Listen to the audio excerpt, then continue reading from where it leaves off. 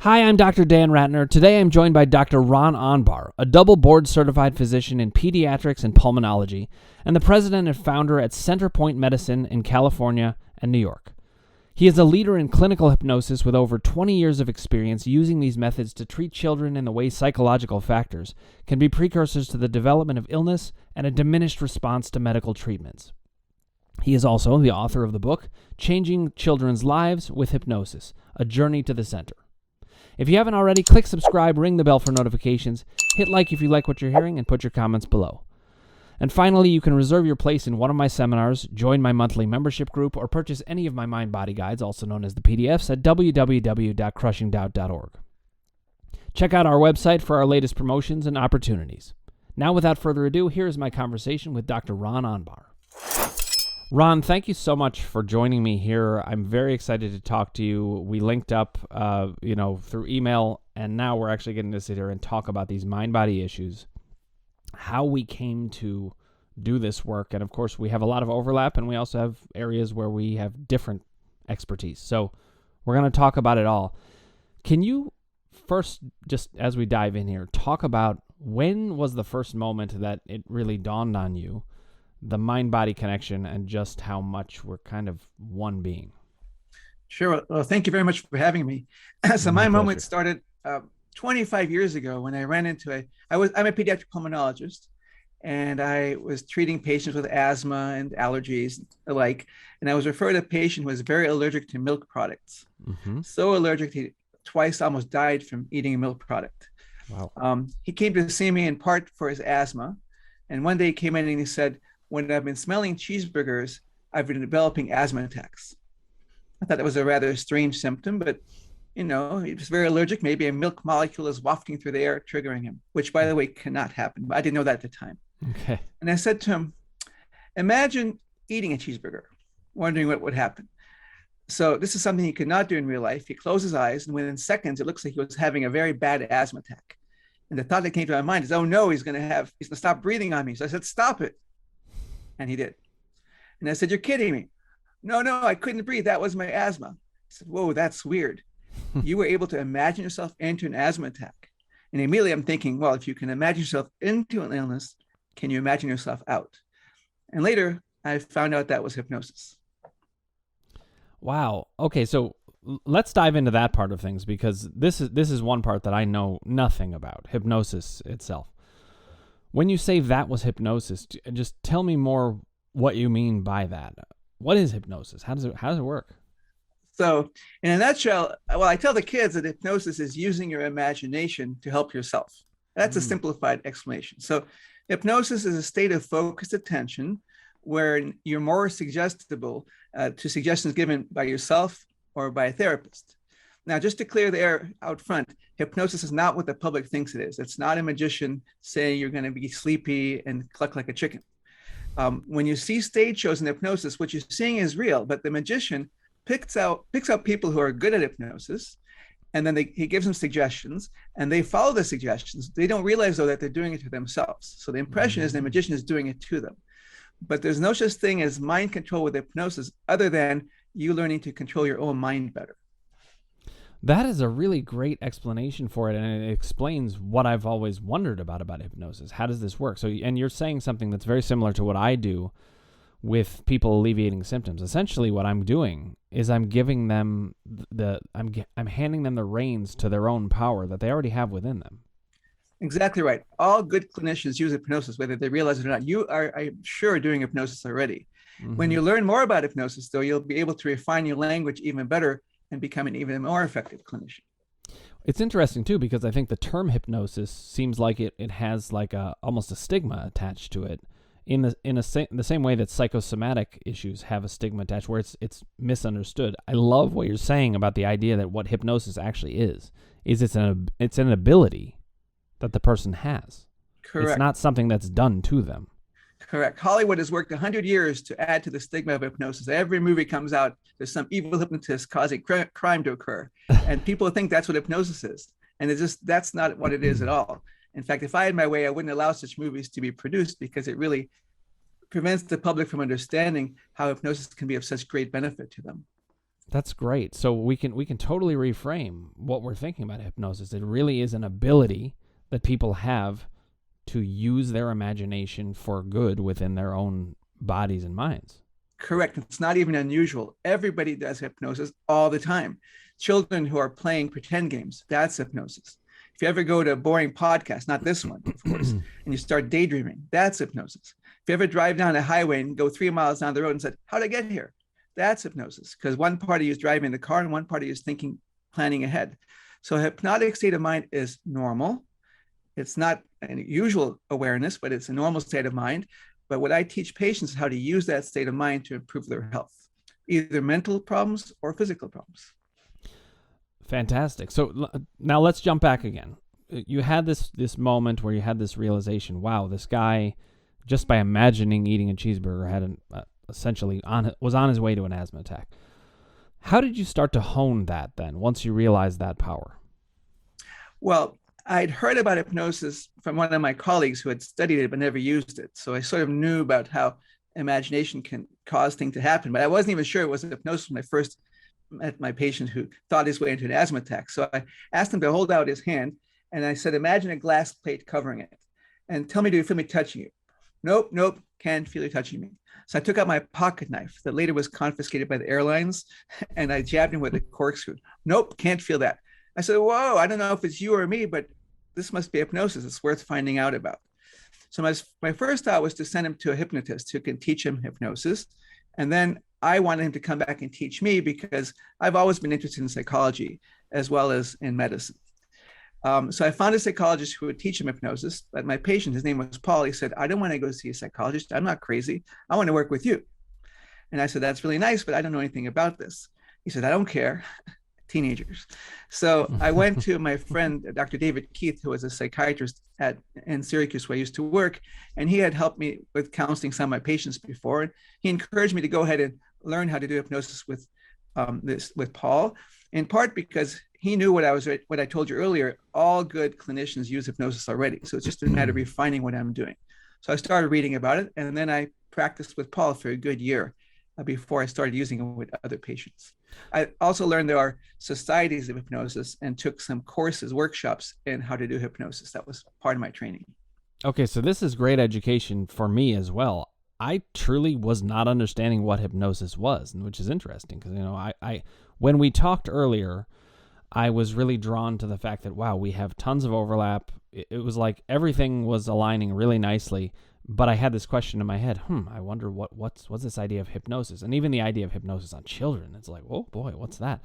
And what you're telling me is not only good for educating me, but obviously will educate anybody who's listening to this. So one thing I wanted to ask you is, do therapists who teach hypnosis understand what you understand? Or is there like a mix of that? Or is this exactly what hypnosis always is? That's a great question. There's many ways to do hypnosis, just like, your imagination is limitless. So there's limitless number of ways of doing hypnosis. The keys are to get out of your usual state of mind and the suggestions. Now, what suggestions are given can be very different. One of the techniques I've developed a lot, which most therapists don't do, is interacting directly with the patient's subconscious. Because I have found that patients, if you ask them what's going on, what's causing their symptoms, they can tell you in sometimes great detail things that they might not know in a conscious level. This helps guide the therapy. So I'll show you a case example. There was a young lady who couldn't breathe. They thought it was asthma. When they called me down to the emergency room and I put my stethoscope on her neck, we found out she had something called vocal cord dysfunction. In that kind of situation, the vocal cords close and cover up the airway, don't permit you to take a breath in. It's very hard to breathe when your airway is closed. Yes. This is actually a common diagnosis in the pulmonary world. I used to see a couple of these a week, but she was a especially severe case. And typically vocal cord dysfunction resolves after one session of hypnosis. You teach the child how to relax him or herself by thinking of a relaxing place and using all of the senses. That's the hypnosis. And the symptom stops, just like that, even after years sometimes. In this particular girl's case, the symptom didn't stop. So I said, go practice your hypnosis. And then a week later, she came back and she was no better. Her vocal cords are still closing. And so I did an MRI to make sure she didn't have a brain tumor or something, which she didn't. And then I said, well, let me send you to a speech therapist because that's another way of teaching people to breathe normally. But she didn't want to go. I said, well, something's going on. Let's talk to your subconscious. And her subconscious said, what happened was she saw her stepfather selling drugs. She did not want to tell her mother because that would create dissonance in the marriage. So she made sure she couldn't talk. This is an explanation. You're familiar with the term conversion disorder. That's when you have a psychological issue that's too hard to solve. So you develop a physical symptom as the solution. So her body's solution was to make sure she couldn't talk. So we talked about it. This is in hypnosis. And I said, well, can't you trust yourself? And she said, I suppose I could trust her, talking about the conscious, not to talk. But if she starts talking, I'll make sure she can't talk again. This is subconscious speaking. And I said, is that safe enough for you? She said, yes. And suddenly the symptoms stopped in the middle of hypnosis. Oh, my God. So this is an example of, this is a 12-year-old who could explain her psychopathology. And without talking to her subconscious, I would have no clue. Let me address something here that you're hitting on that is another point that we can educate people about. And it took me a while to figure this out, even as a therapist with all of the training. I find the idea of the subconscious or the unconscious, those terms can get blended together, and I kind of lump them together as we don't need to parse words. The whole idea that there's things that we don't fully know about, but that are somewhere in there, can sometimes lead people to think it's really hard to access. And maybe for some people it could be. But I think that's a mistaken notion. We want to challenge that assumption that actually people have really good ability to get to it if you just ask them about it and they're just open to it, which I think is part of what the hypnotic idea is a way to get open to themselves so they can give themselves that information or give you that information. So that's fantastic work you did, and I can see what a difference you will have made to thousands of people because of it. So I completely agree with you. In my book, Changing Children's Lives with Hypnosis, I devoted 6 chapters to talking about the subconscious and how I interact with this stuff. Like the subconscious could be a source of creativity. I've had children write poetry that they don't recognize later. Yep. J.K. Rowling, author of Harry Potter, said the whole Harry Potter saga came into their mind out of the blue one day. Yeah. And the way I think of it, her subconscious made it. No, so listen, I'm a songwriter on top of many other things that I do. I wrote a song 2 nights ago, and my wife asked me, so what's the song about? I was like, I don't know. I've channeled, I guess this is hypnosis, right? I was going to ask you, did you channel? Because that's what my patients say, they channel it. Exactly. I did. Yep. I just started, I came from a melody, but then I just started letting the words flow. And so I look at it and it kind of gives you goosebumps. You're like, I don't know where it came from exactly. So it's really cool that we can open ourselves up to these things and access things in such a way that can help people so much. I find it as part of my clinical practice. I use my subconscious. Sometimes I'll review what I did. And I said, how do you even come up with this? This is not something I would come up with. And I recognize it's from my subconscious. Very, very good point. When I'm working with people, I'm often working on instinct and kind of listening to a flow within myself. And I've gotten very good at I come in this open space where I'm like, I have no idea what's going to happen. I have some guiding principles, and we'll talk about that in a little bit, my columns work and how I set up the system. But that whole system came from the subconscious. It came from me understanding something and letting it flow out. So it's just fascinating work. Now, Ron, I want to shift gears for a sec because one of the things I really want to focus on here is the fact that you as a medical doctor felt comfortable diving into psychology some, because I have done the same on the opposite side. And to me, if we're going to do effective mind-body work, we need clinicians like me and you on either side that are willing to drift over into the other side and just use common sense, maybe even rely on each other because I do rely on medical doctors. I don't treat somebody if I have no idea what's going on medically and they haven't been checked out. That would be, pretty negligent. But I have found that I have an ability to think logically about, well, what's happening here?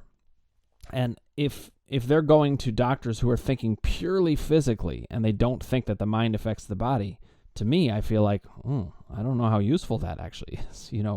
We need people who can see both sides. So I'm curious what your thoughts are about what doctors should be doing in this regard, what psychologists should be doing in this regard. I certainly feel like we're doing the right thing, but the question is, the bigger picture? What do we think about that? Great question. So first of all, I don't think there's another side. Yes. We're all on the same side. It's just different aspects of the same situation. I saw a girl recently who had a stomach ache. And because of the stomach ache, she couldn't eat much.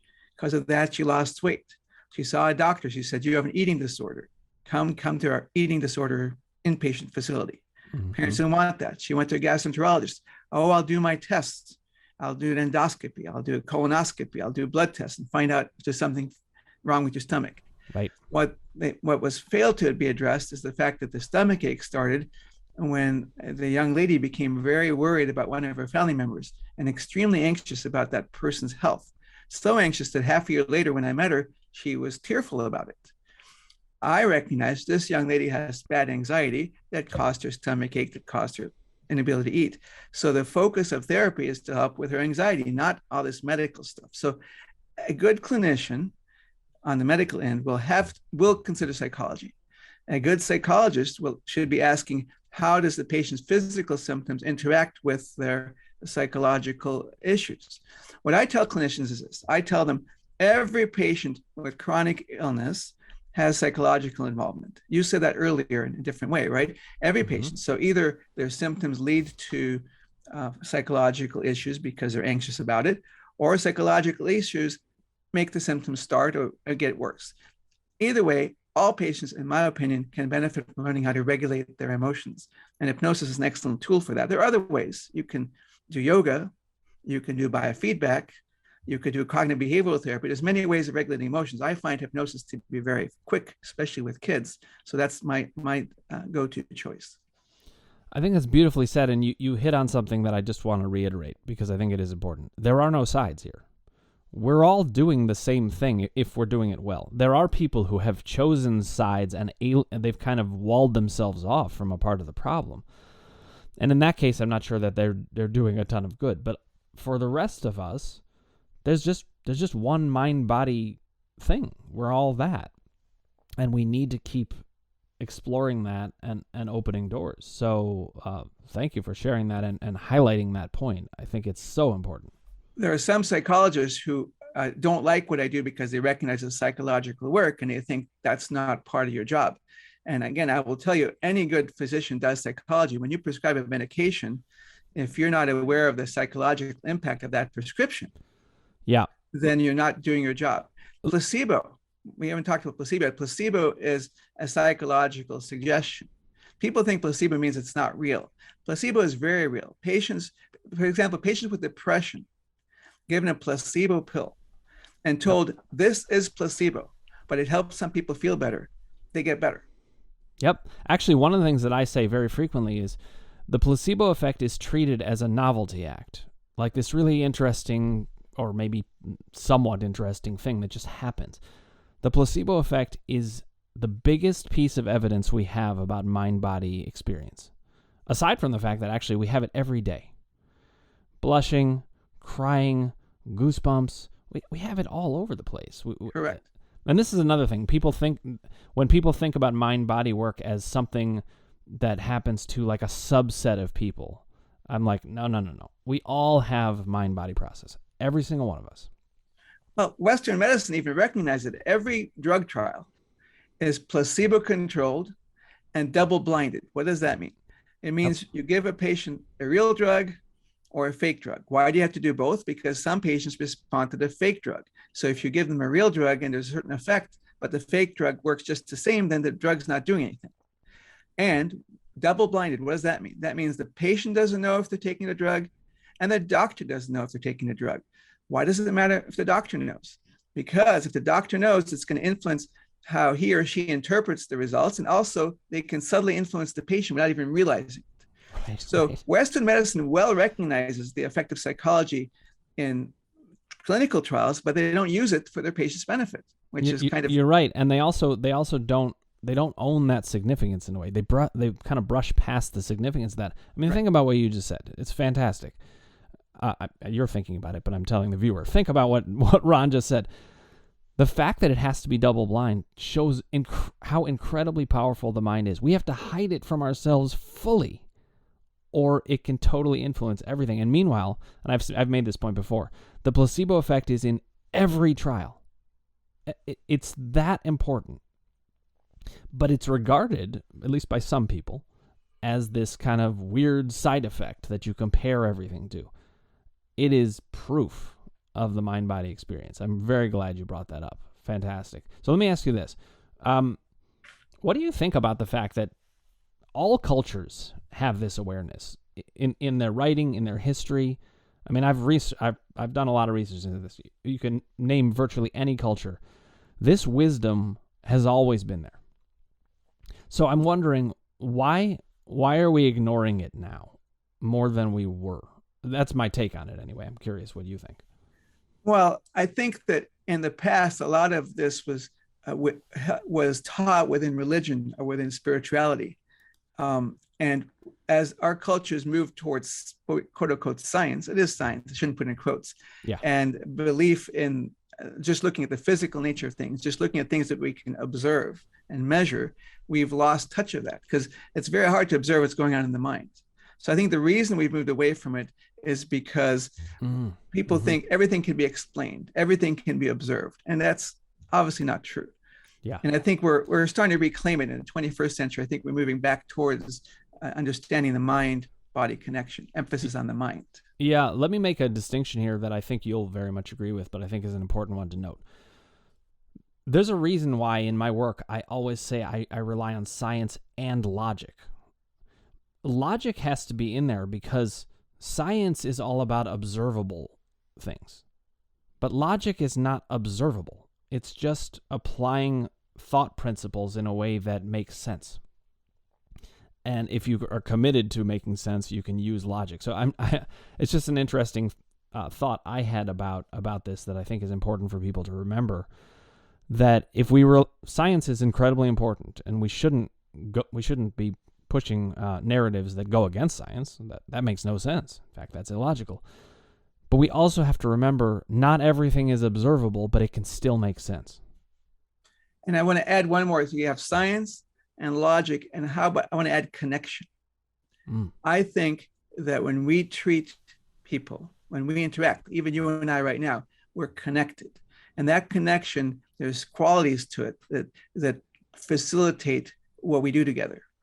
And so when you're treating patients, not only need to use science and logic, but you need to work on the connection. Another word for that is also rapport, developing a relationship.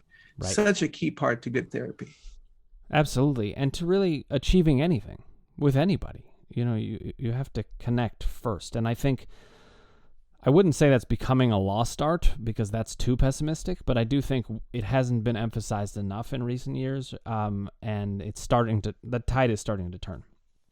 So now I want to ask you some questions I want to get your perspective on the work that I do, if you don't mind. I'm just curious about it, and you may not even know that much about the work that I do, but in the mind-body work that I do, I came to this through 8 years of chronic everyday back pain, no answers, following a kind of purely medical model for a long time. And I wasn't getting any results. And if anything, I was getting worse because I was getting more and more hopeless and depressed about it and anxious and fearful. And I discovered the works of Dr. John Sarno. I don't know if you're familiar with him, but given your ideology, you may have run across him. But what I found with Dr. Sarno is I did get some really important relief, and he's a great hero to me for that. He saved my life. But then I found, you know what? As I think about this, maybe this was hypnosis, I started thinking about, but what about these other parts of my experience? How do I deal with that? And out of that, I guess partially out of that subconscious experience, I developed something called what I call columns work. And the way it works is I have a mind-body map. People have a piece of paper, and they divide it into 3 columns. And the columns are designed to describe parts of the experience. There's the emotions column, which is how do your feelings relate to what happens physically. Then there's the doubt column, which is, well, what kind of thoughts do you get into? Meanwhile, this is definitely hypnosis. I would say it's negative hypnosis. You start imagining something and it creates a reality. So I like to identify that so that people can say, okay, I see this, and now I can start to fight doubt. I can put in using your terms, I can use hypnosis to build a system against it, to change the narrative. And the third one is something I call the power column, which is about your relationship with yourself. How good are you feeling? Are you doing the things in your life you want to do? And this has been a way that has organized me. I live by the columns, and now I'm teaching other people to do it. So from your perspective, as I describe this, how does that sound to you? Is there some way in which that kind of natural? I would think it would kind of naturally aligns with the work that you do, but I'm just curious to get your take. It does. I think I like to think about the soul, and I talk about the dimensions of soul, and I talk about the physical dimension, the mental dimension, the spiritual dimension, and the emotional dimension. And so as I listen to your columns, you'll see this overlap. I wonder, you don't have a spiritual column. And I want to just ask you about that, because I have found, and by spiritual, I don't mean religion. I don't mean belief in God. Yep. I mean belief in something greater than yourself. Yes. When I teach patients about their subconscious, and they realize there's something in them they didn't realize was there, they get a spiritual perspective. And that gives you great perspective to handle things. So that's the one thing I might add as a fourth column for you to consider. Okay, so Ron, piggybacking on that, what I'll say is this actually is a question of semantics that we can work out, because the power column essentially is that. Or at least that's a major part of it. When I talk, and I've had this question before, hey, where's spirituality in your work? And, I created the system with my words, my way of describing it. But I realized as I was talking about it that actually that's where it is. It's in the power column. It's, am I living my truth? And it's not just my truth. Am I living in ways that help me feel safe in the universe? And to feel safe in the universe, you have to feel that the universe makes sense, that there's something guiding things, or that, and here, science is great for this, actually. People talk about faith versus science, but I think actually they work together. When I look at science, nothing makes me more certain of a kind of spiritual something. I don't know what it is, but nothing makes me more certain of a spiritual something than the fact that there's these laws of physics that work. Like, how did that come to be? It's exact. It's so precise. Math, music, all of these things that are so precise and also so luminous, that all fits in the power column to me. When I think about the power column, I'm thinking about, am I living a life that feels connected to other people, to the universe? Is it taking my symptoms and helping me see, who am I and how do I fit into the whole picture? Does that make sense to you? Yeah, that's beautiful. And Albert Einstein was a very spiritual man. He talked about that helped him know that there's some sort of universal unifying principle. That's why he kept searching for it. And another thought I had about your doubts column. So I deal with that as well. And the first lesson I give my patients, which helps them understand how maybe to handle doubt better, is the power of positive talk. And I set up a demonstration where I have them extend out their arm, and then I push down the arm. Their job is to resist me. So I find a place in the arm that I can't really push down their arm. And then I'll tell them, please say I'm weak 3 times. They say I'm weak 3 times. I push down the arm and it goes down easily. And then I say, now please say I'm strong 3 times. They say that's 3 times and I can't push down their arm. And then I say, what do you think will happen if I say I'm not weak 3 times? Most of them guess they'll still stay strong. But actually, when they say I'm not weak, they also stay weak, because the brain focuses on the weak. Oh, wow. And then I tell them, hey, so now you understand physically, when you use a negative word, how it hurts you. Conversely, when you use a positive word, it helps you. So when you have a doubt, I'll tell a patient, rephrase it in a positive way. How do you rephrase a doubt in a positive way? You don't say some form, I have a doubt. You also say, I wish I don't have a doubt. You say, I wish I felt more certain. I wish I felt in a positive way. And just that kind of thinking helps turn around the doubt column in my experience. Oh, I always, absolutely. Go ahead. I always cite Henry Ford, who 100 years ago said, whether you think you can or think you can't, you are right. Whether you think you can or think you can't, you are right. Because how you orient yourself is what you allow to happen. Perfectly said. I say to people all the time, the place you start is to get to a place where you can believe it. This goes along with that idea of I'm not weak. You can say something, but if you don't believe it, it doesn't help. I'm also very careful with words. I'll notice people say certain words and I'll say, oh, wait, hold on. Did you catch that one word? And sometimes I'll take a word and I'll say, what if we substitute in this word that's kind of a stronger stance and more in your own corner. And what I'm realizing now talking to you is this is all hypnosis. Right. This is a way, at least in the way you're defining it, which I love. I think that's great. You completely changed my view of what hypnosis is. And I realized that essentially that it does fall in line with what we're doing in this doubt column work. We change words. We change our way of thinking about things. And I tell people, try it on. You don't have to believe it at first, but we're going to look at it. We're going to look at the science and the facts and the logic and your experience. And people sometimes say to me, well, how am I going to stop doubting? And I say to them, well, you will once we get you to believe it. It's partly my job to help you believe what I'm saying is true. So I do these seminars where I give people all the information that they need to stop doubting. Does that stop all of the doubt? Of course not. We all have doubts, and I say this all the time. Doubt will continue to come back in. But if we look for those words and we can build towards strong words, it changes everything. So that's a great thing you highlighted there. So maybe you're saying to them, to stop doubt, you want to think about what you want to be like instead of doubting.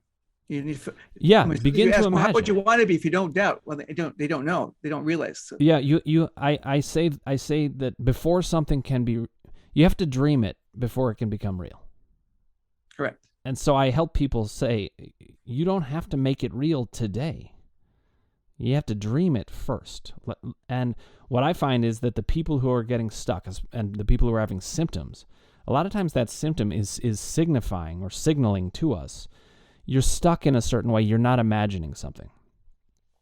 The power column is all about imagining. It's all about starting to imagine what you can do and who you can be and how things can be different.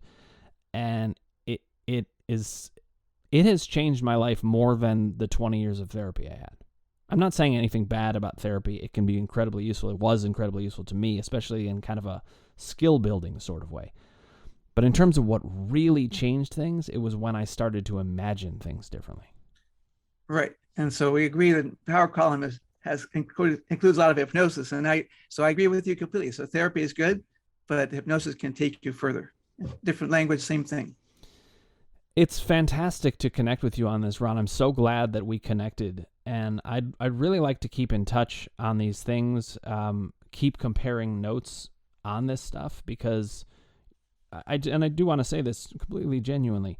Your perspective on this, first of all, has changed my understanding of what hypnosis is, but it's also given me a new way of understanding what it is that I'm doing and why it works. So I really appreciate that. But I also just appreciate how you're an open-minded doctor who comes into psychology some and says, look, obviously there's some use to this. And the fact that there's this placebo effect, we have to do it. We are all on the same side, and I so appreciate you, Ron. Thank you so much for joining me, and let's do this again sometime. Love to do it. Thank you so much for sharing. I've learned a lot from you as well, so thank you so much for sharing this time with me. This was a great pleasure. Thanks so much. Ron is a tour de force. It was really a pleasure to meet with him. I had only talked with him once, and I didn't even know fully what to expect, but this term hypnosis was a really interesting shift for me. This is one of those moments that shows you we are moment-to-moment beings. We're always changing things. This has actually added to my sense of my work tremendously, because the idea that hypnosis is not some piece of trickery, but it's actually an ability we have within us to change ourselves, shows exactly what the doubt column really does. I guess you could say all the columns do it. We are changing the way that we're thinking about things, and it opens the door to a whole new way of being. Now, Dr. Anbar and I are hoping to do some work together in the future on this because he is looking to spread the word on this mind-body experience that we all have, and we're so aligned with that. So it's always exciting to meet other people in the field, but particularly doctors who see the psychology so well. So it was a pleasure interviewing him. So fun to have him on, and I look forward to some collaboration with him in the future.